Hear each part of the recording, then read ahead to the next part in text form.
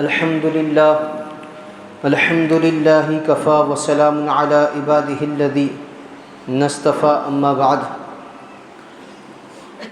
عن أبي ذر رضي الله تعالى عنه قال لي النبي صلى الله تعالى عليه وسلم لا تحقرن من المعروف شيئا ولو أن تلقى أخاك بوجه طلق. رواه مسلم. وعن ابن عباس رضی اللہ تعالی عنہما قال دخل رسول اللہ صلی اللہ تعالی علیہ وسلم على عمر ومعه اناس من اصحابه فقال امؤمنون انتم فسكتوا 3 مرات فقال عمر في آخرهم نعم نؤمن على ما آتاه به ونحمد الله في الرخاء ونصبر على البلاء ونؤمن بالقضاء. فقال رسول الله صلى الله تعالى عليه وسلم مؤمنون ورب الكعبة. رواه أحمد والطبراني ومجمع الزوائد في الكبائر أو كما قال عليه الصلاة والسلام. اللهم صل على سيدنا محمد وعلى آل سيدنا محمد بارك وسلم. اللهم صل على سيدنا محمد وعلى آل سيدنا محمد بارك وسلم. اللهم صل على سيدنا محمد وعلى آل سيدنا محمد بارك وسلم.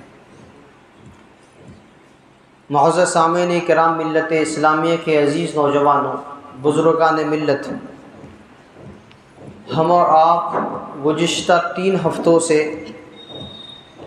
آسان نیکیوں کو سن رہے ہیں کہ اپنے ذمے فرائض، واجبات اور ضروری چیزوں کے ادا کرنے کے بعد معمولی توجہ پر، دھیان پر، عمل پر حضرت انسان اپنے نامہ اعمال میں نیکیوں کا آسانی سے اضافہ کر سکتا ہے. پہلی مجلس میں سوچ سے متعلق، توجہ سے متعلق، دھیان سے متعلق بتایا کہ ذرا سا دھیان آپ کے 24 گھنٹے کے ہر عمل کو نیکی والا بنا سکتا ہے.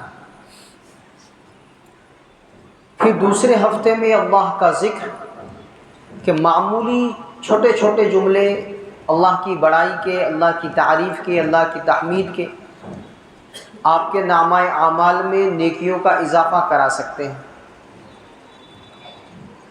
پھر گزشتہ ہفتے ہم نے شکر کو سنا کہ جو نعمتیں اللہ تبارک و تعالیٰ کی ہر آن حضرت انسان پر نچھاور ہوتی ہے، ان نعمتوں پر وہ اگر اللہ کا شکر ادا کرنے والا بنے گا تو اس کے نامہ اعمال میں اضافہ ہوگا اور نعمتیں باقی رہے گی، چھنے گی نہیں، اور جو نعمتیں اب تک ملی نہیں ہیں وہ بھی مل جائے گی. اور اس کا دوسرا پہلو ہے صبر. اللہ تبارک و تعالیٰ نے اس کائنات میں 3 قسم کے عالم پیدا فرمائے ہیں. ایک عالم تو وہ ہے جس میں خوشی ہی خوشی ہے، غم کا نام و نشان نہیں ہے، آرام ہی آرام، خوشی ہی خوشی، اس میں تکلیف کا کوئی شائبہ بھی نہیں ہے. یہ جنت کا عالم ہے. حضرت پیر ذوالفقار نقشبندی دامت برکاتہ فرماتے ہیں کہ دنیا سے جب بندہ فوت ہو کر جنت میں جائے گا، وہاں جا کر وہ کہے گا الحمدللہ الذی اذھب عنا الحزن. تمام تعریفیں اس پروردگار کے لیے ہے کہ جس نے رنج کو، تکلیف کو، غم کو ہم سے دور کر دیا. اب کبھی آ ہی نہیں سکتا کوئی رنج، کوئی تکلیف، کوئی دکھ آ ہی نہیں سکتا. یہ کہاں ہوگا؟ جنت میں. اور فرمایا دوسرا عالم ہے جس میں تکلیف ہی تکلیف ہے، راحت کا، آرام کا جہاں شائبہ نہیں ہے، وہ ہے عالم دوزخ، کہ جہاں بندے کو صرف تکلیف ہوگی، راحت نہیں مل سکتی، سکون نہیں مل سکتا، چین نہیں مل سکتا. اور ایک اور عالم ہے جس کو اللہ تبارک و تعالیٰ نے پیدا کیا ہے انسان کے لیے، وہ ہے عالم دنیا. دنیا میں رہتے ہوئے کوئی انسان ایسا نہیں ہے کہ اسے کوئی نہ کوئی، کبھی نہ کبھی کوئی تکلیف نہ پہنچی. پہنچنی ضروری ہے، پہنچے گی ہی، خواہ وہ کتنا ہی دولت مند ہو، کتنا ہی با اختیار ہو، کتنا ہی نیک اور متقی ہو، اسے اس دنیا میں خوشی کے ساتھ غم اور آرام کے ساتھ تکلیف ضرور پہنچے گی۔ اور یہ چیز بڑے بڑے پیغمبروں کے ساتھ بھی پیش آئی ہے کہ ان کی زندگی میں تکالیف بھی ہوئی ہے، ان کو تکلیفوں کا سامنا بھی کرنا پڑا ہے۔ لہٰذا اگر کوئی آدمی یہ چاہے کہ دنیاوی زندگی میں رہتے ہوئے مجھے کوئی رنج کوئی تکلیف نہ پہنچے، تو وہ اس دنیا کی حقیقت سے جاہل ہے، اس کی یہ خواہش کبھی بھی پوری نہیں ہو سکتی۔ کمی یا زیادتی کا فرق ہو سکتا ہے، کسی کو زیادہ تکلیفیں ہو رہی ہیں، کسی کو کم، کوئی زیادہ تکلیفوں میں زندگی گزار رہا ہے، کوئی کم تکلیفوں میں، لیکن دنیاوی زندگی میں صدموں سے، تکلیف سے بالکلیہ راحت مل جائے، آرام مل جائے، یہ ہو ہی نہیں سکتا۔ قید حیات و بند غم اصل میں دونوں ایک ہے، موت سے پہلے آدمی غم سے نجات پائے کیوں؟ لہٰذا اس دنیاوی زندگی میں ہر شخص کو کسی نہ کسی شکل میں تکلیفوں اور غموں سے سابقہ ضرور پیش آنا ہے۔ اگر وہ بے صبری کا مظاہرہ کرے، ہر وقت جا بجا اپنے غموں کا دکھڑا روتا رہے اور تقدیر کا شکوہ شکایت کرے، تب بھی اسے غم سے بالکلیہ نجات نہیں مل سکتی۔ لیکن اس میں ایک وہ تو ہمیشہ تکلیف کی گھٹن محسوس کرے گا، دوسرے بے صبری کا بڑا نقصان یہ ہوگا کہ یہ تکلیفیں اس بندے کے لیے اجر و ثواب کا ذریعہ بن سکتی تھی، وہ اجر و ثواب اس سے ضائع ہو جائے گا۔ اسی کو حضرت پیر ذوالفقار نقشبندی دامت برکاتہ فرماتے ہیں، بے صبری سے ہوتا کیا ہے؟ بے صبری سے ہوتا کیا ہے؟ تکلیفیں تو کم نہیں ہوا کرتی نا، البتہ صبر پر ملنے والا اجر ضائع ہو جاتا ہے۔ اس کے برعکس ایک انسان وہ ہے جو تکلیف اور صدمے کے موقع پر یہ سوچتا ہے کہ یہ چند روزہ دنیا کی تکلیف ہے اور دنیا کی تکلیف سے کسی کو بھی مکمل چھٹکارا نہیں مل سکتا، اور اللہ تعالیٰ کا کوئی فیصلہ حکمت سے خالی نہیں، خواہ اس حکمت پر ہماری نظر نہیں، وہ ہماری سمجھ میں نہیں آ رہی ہے۔ لہٰذا مجھے اللہ تعالیٰ کے فیصلے کا شکوہ کرنے کے بجائے اس کی حقانیت پر یقین رکھنا چاہیے۔ اگرچہ اس تکلیف دہ واقعے سے مجھے صدمہ پہنچا ہے، اس صدمے کی وجہ سے میرا دل امٹ رہا ہے، مجھے اللہ تعالیٰ کے فیصلے سے کوئی شکایت نہیں، کیونکہ وہی جانتا ہے میری بہتری کس چیز میں ہے۔ میں انہی کی طرف رجوع کرتا ہوں جو کہ تکلیف مجھے پہنچی ہے، اور میرے حق میں جو بہتر ہوگا اللہ وہ مجھے عطا فرمائے گا۔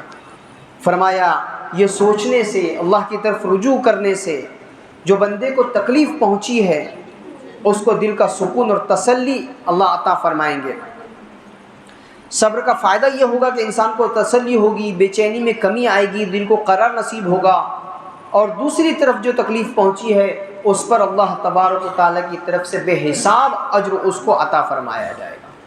قرآن عظیم الشان میں اللہ تبارک و تعالیٰ ارشاد فرما رہے ہیں، انما یوفی الصابرون اجرہم بغیر حساب، بلا شبہ صبر کرنے والوں کو ان کا ثواب بے حساب دیا جائے گا۔ یاد رکھیے کسی تکلیف کے موقع پر دل میں صدمے کا پیدا ہونا کوئی گناہ نہیں، بلکہ تکلیف اور صدمے کے موقع پر بے اختیار جو رونا آ جائے وہ بھی بے صبری میں داخل نہیں۔ بے صبری یہ ہے کہ اللہ تعالیٰ کے فیصلے پر اعتراض، شکوہ شکایت کرنا بندہ شروع کر دے، لیکن اگر دل میں صدمے کی آگ سلگ رہی ہے، آنکھوں سے آنسو بہہ رہے ہیں، طبیعت پریشان ہے، بار بار رونا آ رہا ہے، لیکن اللہ تعالیٰ کی تقدیر کا وہ شکوہ کرنے کے بجائے اللہ کی حکمتوں پر ایمان رکھتا ہے، تو اسی کا نام صبر ہے، اور اسی صبر پر اللہ تبارک و تعالیٰ کی طرف سے بے حساب اجر ملنے کا وعدہ ہے۔ صبر کی علامت کیا ہے؟ کہ بندے کے دل میں جب صدمہ پیدا ہو تو انسان زبان سے یہ کہے انا للہ و انا الیہ راجعون۔ جو لوگ صدمے کے موقع پر یہ جملے کہتے ہیں ان کے بارے میں اللہ تبارک و تعالیٰ کا ارشاد ہے، اولئک علیہم صلوات من ربہم ورحمہ واولئک ھم المہتدون۔ ایسے لوگ ہی ہیں جن کے پروردگار کی طرف سے رحمتیں نازل ہوتی ہیں، اور ایسے ہی لوگ ہدایت پر ہیں۔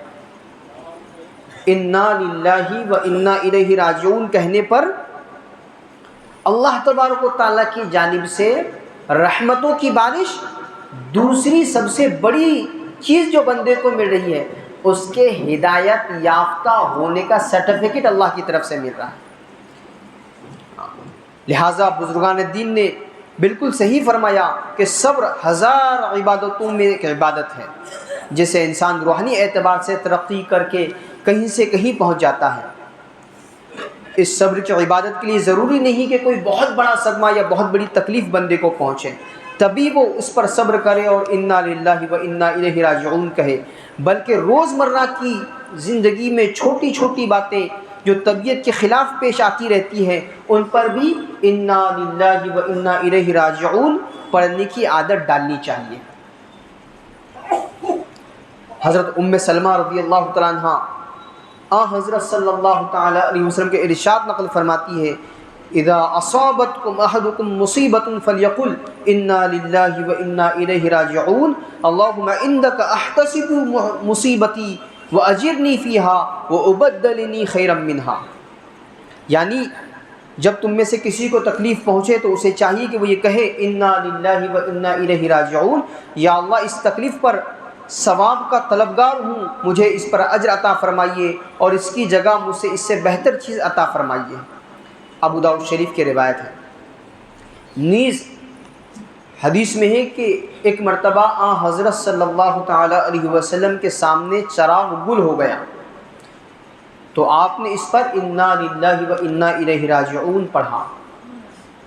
چراغ گل ہو گیا، ہمارے زمانے میں لائٹ چلی گئی تو اس پر کیا کہا؟ انا للہ و انا الیہ راجعون۔ اس سے معلوم ہوا کہ چھوٹی سی چھوٹی تکلیف پر بھی انا للہ و انا الیہ راجعون پڑھنا چاہیے۔ اس سے روزمرہ پیش آنے والے چھوٹے چھوٹے ناگوار واقعات پر ہر مرتبہ صبر کی عبادت کا ثواب ملے گا۔ چلتے پھرتے پاؤں میں کانٹا لگ گیا، دامن کسی چیز سے الجھ گیا، پاؤں پھسل گیا، گھر میں بجلی چلی گئی، کسی ناگوار واقعے کی خبر کان میں پڑ گئی، کوئی چیز گم ہو گئی، غرض اس جیسے ہر موقع پر انا للہ و انا الیہ راجعون پڑھتے رہنا چاہیے کہ ایک مرتبہ دل میں اس بات کا اعتقاد جما لینا چاہیے کہ ہر ناگوار واقعے کے پیچھے اللہ تعالیٰ کی کوئی نہ کوئی حکمت ہے اور اسی کا نام صبر ہے اور اسی پر مسلسل بے حساب اجر ملتا رہتا ہے۔ اب ایک اور بات سمجھنے کی ہے کہ صدمے کے موقع پر بے اختیار رو دینا صبر کے خلاف نہیں ہے، اسی طرح تکلیف کے موقع پر اس تکلیف کو دور کرنے کی جد و جہد کرنا بھی صبر کے خلاف نہیں۔ ایک آدمی بیمار ہو گیا، اب اس بیماری میں اس تکلیف میں وہ کرا رہا ہے، یہ صبر کے خلاف نہیں ہے۔ اس بیماری کا وہ علاج کر رہا ہے، کہیں سے جا کر دوا لا رہا ہے، وہ صبر کے خلاف نہیں ہے۔ ایک آدمی بے روزگاری کا شکار ہو گیا، اس کو جاب تھا، جاب لیس ہو گیا، کاروبار تھا، ڈھپ ہو گیا، کوئی اور مالی پریشانی کا اس کو سامنا ہو رہا ہے، اب اس کے علاج میں، اس کی تلاش میں وہ جو کچھ بھی کوشش کر رہا ہے اس کا یہ کوشش کرنا صبر کے خلاف نہیں ہے، بلکہ صبر کے خلاف کیا ہے کہ اپنی اس تکلیف میں وہ گلا شکوہ کرے، اللہ کے سامنے اعتراض کرے، شکایت کرے۔ لیکن اگر بندہ یہ کام کر رہا ہے کہ وہ جو کچھ بھی تکلیف اس کو پیش آ رہی ہے اس پر انا للہ و انا الیہ راجعون بھی پڑھ رہا ہے اور اس کو دور کرنے کی وہ کوشش بھی کر رہا ہے اور وہ اللہ سے مانگ بھی رہا ہے کہ اللہ میری اس تکلیف کو دور فرما دیجیے، تو فرمایا یہ عین صبر ہے، اس پر اس کو ثواب ملے گا۔ حضرت عبداللہ ابن عباس رضی اللہ تعالیٰ عنہما راوی ہیں، روایت فرماتے ہیں کہ دخل رسول اللہ صلی اللہ تعالیٰ علیہ وسلم علی عمر ومعہ اناس من اصحابہ، اللہ کے نبی صلی اللہ تعالیٰ علیہ وسلم حضرت عمر بن خطاب رضی اللہ تعالیٰ عنہ کے پاس آ رہے ہیں اور آپ کے ساتھ اور بھی انصاری صحابی بیٹھے ہوئے ہیں، ان کے پاس پہنچ کر اللہ کے نبی صلی اللہ تعالیٰ علیہ وسلم نے دریافت فرمایا امؤمنون انتم، کیا تم مومن ہو؟ فسکتوا، تو صحابہ اکرام خاموش رہ گئے کہ ہم کیا جواب دیں۔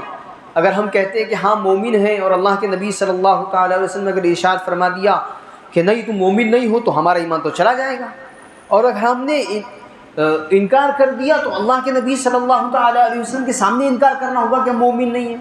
تو عافیت اسی میں سمجھی کہ خاموش رہیں.